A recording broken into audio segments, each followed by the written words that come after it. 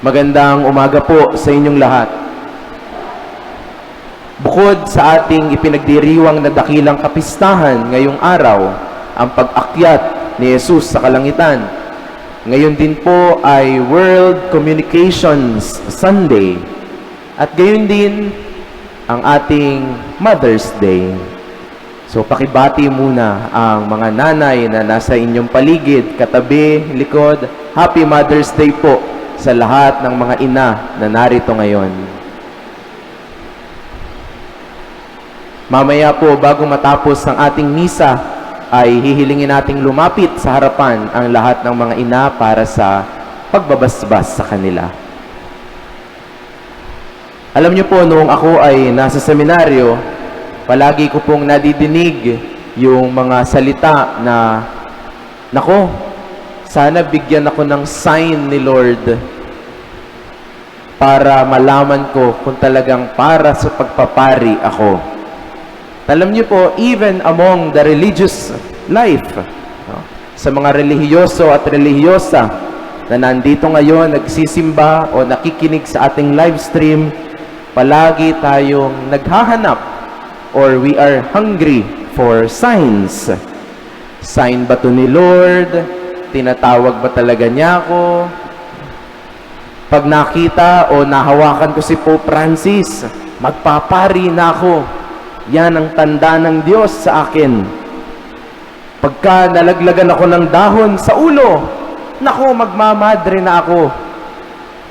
Kapag nag-chat sa akin yung aking nililigawan, naku, siguro siya na ang right person para sa akin. At madalas, o minsan, binablockmail pa natin si Lord. Lord, if it's your will for me, then give me a sign. Binablockmail pa natin ang ating Panginoon.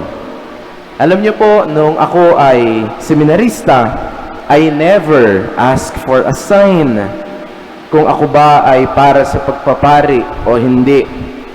Ang sinabi ko lang ay, Lord, siguro you have sustained me for many years in the seminary. My classmates come and go, maraming pumasok, marami ding nawala. Pero ako, naiiwan ako dito. Siguro ay ito yung sign already na ako ay para sa pagpapari. Mga kapatid, ngayon po ay Ascension Sunday at naghuhuling habilin na naman si Jesus sa kanyang mga alagad.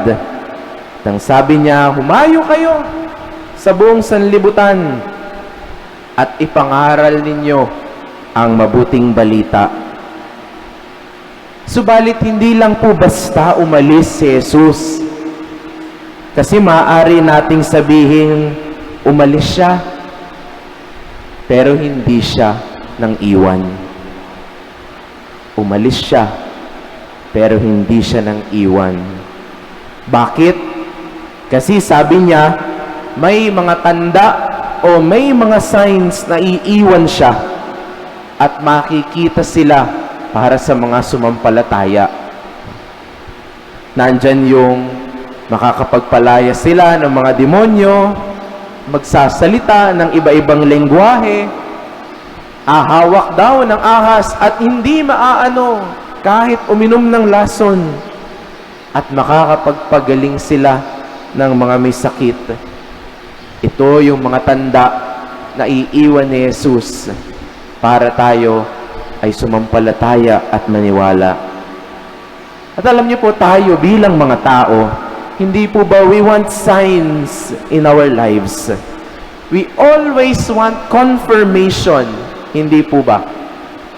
Madalas sinasabi natin, oh, pag ako ay nakapasa dito sa school na ito, siguro para dito na ako.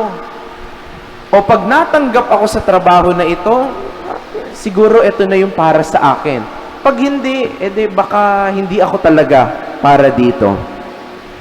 But what is really a sign? A sign is something that points out to another or greater reality. Ibig sabihin po, ang mga signs o ang mga tanda are not ends in themselves. Hindi po natatapos sa mga tanda o sa mga signs. At ito po yung nais sabihin ni Jesus sa kanyang mga alagad bago siya umalis, bago siya umakyat sa Ama. Aakyat siya, aalis siya, subalit hindi niya tayo pababayaan. Mag-iiwan siya ng mga tanda at mga signs para sa atin. At hindi po ba napaka-consoling nung ganitong pamamaraan? Sobrang reassuring at talaga namang napaka-comforting. Kung sa lengguwahe ng contemporary o ng mga kabataan, umalis si Jesus, pero hindi niya tayo ginost. Mga kapatid, maraming pagkakataon na ang atin pong preoccupation ay natutuon lamang sa mga signs na galing sa Diyos, sa mga regalo na galing sa Diyos. Many times we focus just on the gifts and not on the giver Himself. Madalas, hindi na natin po napapansin ang greater reality sa mga bagay-bagay sa likod ng mga signs na iyon. Madalas, hindi na natin nakikita ang Diyos sa likod ng mga biyaya, mga pagpapala at mga paggabay niya sa ating mga buhay. At hindi po ba ganyan din ang ating mga ina? Kaya po natin sila pinararangalan at inaalala ngayong araw. Madalas po kasi, hindi po ba kayong mga ina, kayo yung unang nane-neglect. Kayo yung unang mga hindi napapansin. Kayo yung palaging nasa gilid lamang.